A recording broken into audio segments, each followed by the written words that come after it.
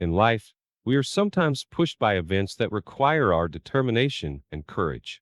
The protagonist of our story found himself in a situation where his world fell apart under the weight of betrayal. He had long suspected that his wife was cheating on him, but could not find reliable proof.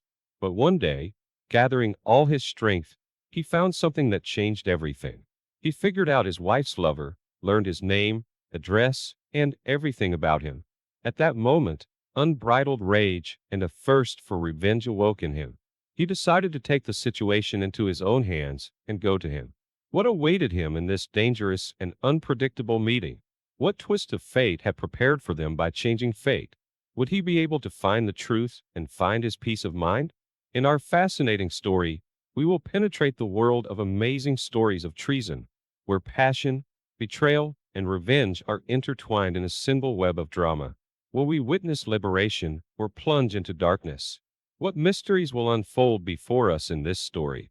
Get ready to plunge into a thrilling story where every step will be filled with tension and unexpected twists and turns. Welcome to the world of amazing cheating stories, where fate plays its dangerous game, and the main character is looking for his place in this paradoxical labyrinth. And so we begin. Pyle, of course, it would be worth sharing some background information first, as everyone else does, like me. My wife and I have known each other for 13 years. 12 of those years we are legally married. We have a wonderful daughter, a 5-year-old. Anyway, it went like this. My wife was brought up, as they say, in a kid glove. Strict mother and everything. We got married early. She was 19 and I was 21, respectively, the first day we met. I saw my woman forever, as they say, love at first sight. Well, what can I say? She and I fought for our happiness together. Frankly, the relationship with her mommy was not very, but I still tried not to hurt one and thus to not hurt the other. My spouse, she is a very reserved person. There are a few friends. Yes, you could say no friends at all. All these years, if something was bothering her, I had to get it out of her. Our first incident, I found out then that she was being molested by a grown man who was old enough to be her father. She didn't tell me anything, of course. One evening, I just so trivially saw a text message from her. She came over and I said, "Who? What?" She was being silly. I was like, I don't know, wrong number and blah, blah, blah. I mean, look, I'm not stupid either. I looked at the incoming and outgoing. Well, okay. Had a fight, made up and so on. But in his head, it's all postponed. Some time passed and after 4 years of our marriage, I admit I cheated on my wife. I thought I wanted another relationship, but no. I came forward and confessed everything to her as I simply could not live a lie. I told her right away that I was a jerk and I was ready to leave. She forgave me, listened to me, listened as well why I did it. And I'll tell you, our life bubbled up with all the different colors. 3 years later, we had a wonderful baby. Well, everything is as it should be. Dad works and mom is home with the baby. Let me tell you right away, there are a lot of feelings in our family, a lot of family values and other nice things. She went to work after her maternity leave. Everyone, of course, was surprised at what she had become. They were two different people before and after. And a year later, my wife, who had always been faithful to the family, cheated on me with a colleague at work. The affair spiraled with platitudes, communication, attention, and other nonsense. With all that said, the communication only happened in the morning before work. The rest of the time she was with the family and got dizzy, bed, love and stuff. And again, only in the morning before work. I, for my part, didn't suspect anything for a year. And at one point, I felt something like this. I think men will understand me, and opened everything up on the first day. At first, the usual simple call detail. There were daily conversations waiting for me in the morning, afternoon, and evening, exactly when I'm not around. Anyway, my wife and I sit down and I say, "What is this?" Well, I show her the printout and she answers me, "It's just a friend." And tell me, what can you talk about so much with a friend? Just a friend. I suggested a meeting. Let a friend come to visit. We'll be friends together. And Short began to press his wife. Well, I know her. I said that I have a record of phone calls as well as her text messages. Then she confessed, or rather began to make up stories such as, I got back at you. And it was only 2 times. And that's all. Nothing between them. But they continue to communicate. Of course, I was furious. I met with her friend who also repented and said, I'm sorry. I'm a fool who insisted and blah, blah, blah. All in the same vein. I come home in the evening and she's like, I'm sorry. I only love you. Let's keep the family together. I won't do it anymore. And all that stuff. I forgive my wife. She's such a fucking bitch. The next day, he text messages, calls again, and another scandal. But not on this topic that she writes him. She that I feel how the fuck again. I forgive. And again, the same bullshit. Then I packed my suitcase and left. And my soul hurts because I really love her. She sends me a text message and says, I'm sorry, but really, I love someone else and want to be with him. They made a decision in the morning. I call this dick and he says we love each other and decided to be together. I'll be there soon. So I sit and wait for him. He didn't come. He wrote her a new sums. Pay attention. Right? The sum says my wife understood everything. I stay in the family. Well, you understand. Like to go to hell. At night, she starts texting me and calling me and all that crap. Well, we met the next day and she says, so and so. I'm sorry. I repent. I understand everything. I took her to my parents there. I told them everything. They got mad, to put it mildly, and said that everything is on my side. She is a fool and blah blah. I leave her there to think, take her phone, see what else was. Remember, I wrote about family values. So she asked me for her birthday to give her a song recording in the studio. He did it for her. And she sang a song about her feelings for him. And she still can't admit it. She says she thought it was love. Yes, we shared a relationship for a year. What to do next? His mother did not offer his mind. The child feels everything. I love her, but I do not trust to leave or try again. I do not know. Advise something, please. I will be grateful to you. Dear listeners, in turn, I am already grateful to you for watching this video, as well as the fact that you subscribe to the channel, put likes, dislikes, write comments. It shows that the content that I make for you in these stories, they are interesting to you, and it makes sense to continue. Now on to the second story. There are times in all of our lives when our decisions and actions call into question the very existence of our relationships.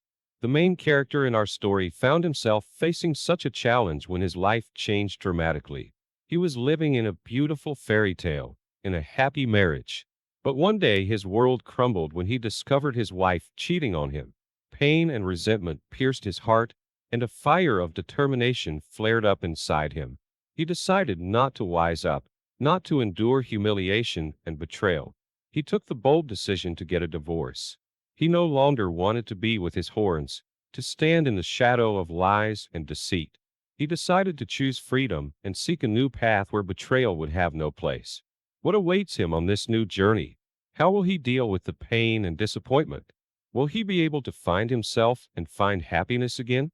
In our gripping story, we will delve into a world of amazing stories of drama, where divorce becomes a path to a new life. Will we witness healing of the soul or a plunge into more anxiety? What adventures and challenges await our hero? Get ready to dive into a story where every step will be imbued with meaning and self-determination. Welcome to a world of amazing stories where fate stacks the cards and the main character is looking for his place in this complex puzzle of life. Personal space and how to deal with it. As much as I searched for an explanation about it, I never found one.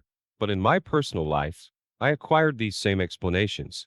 We only lived together for 3 years, and that was only because I had patience and put up with all of my wife's shenanigans. At first it was difficult.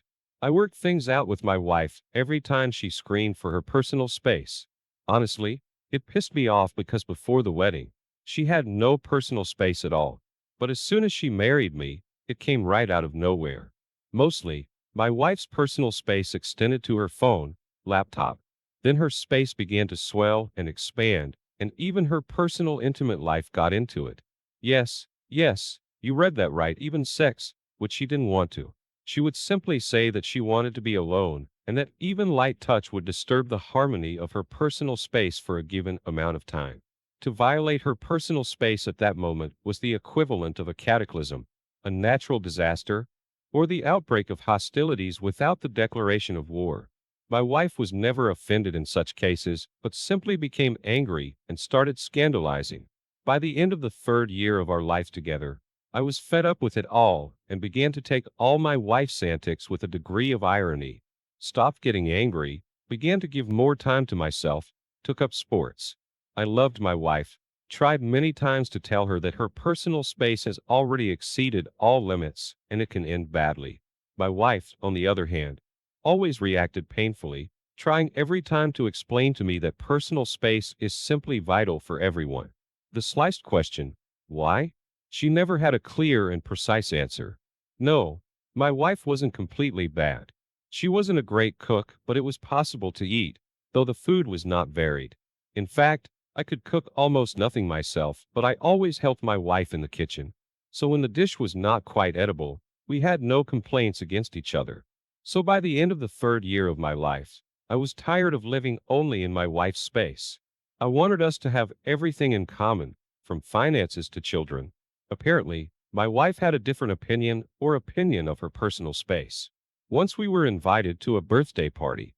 It was fun. A cozy cafe, really broke the law. We're without masks, but none got sick. Music, light effects. And then I noticed my wife looking over at some man, occasionally smiling at him. Of course, I wanted to ask her if she knew the man. Naturally, instead of answering, I ran into the edge of her personal space. As the alcohol loosened up the crowd and the stations began, the man invited my wife over.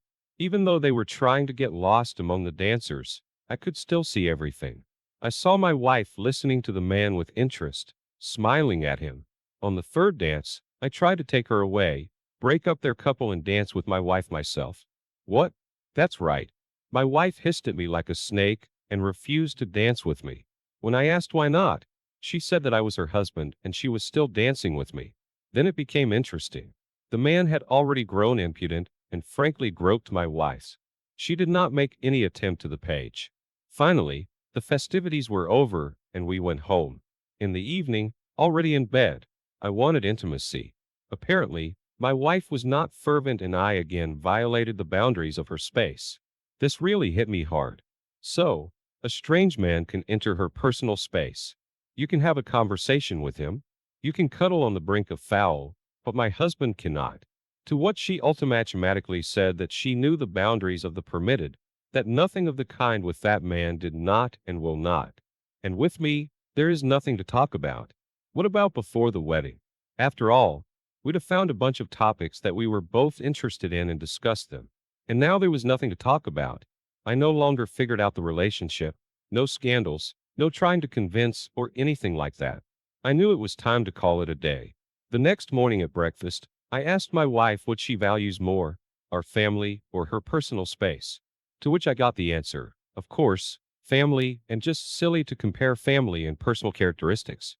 But that's where it started. One day, my wife called and asked me to pick her up from the home, to which I assumed to look for a driver in her personal space. There was a scandal on arrival. Then there was another. But this time my wife asked for some money. Of course, I offered to take it in her personal space. And then an even more interesting thing happened in connection with the royal virus.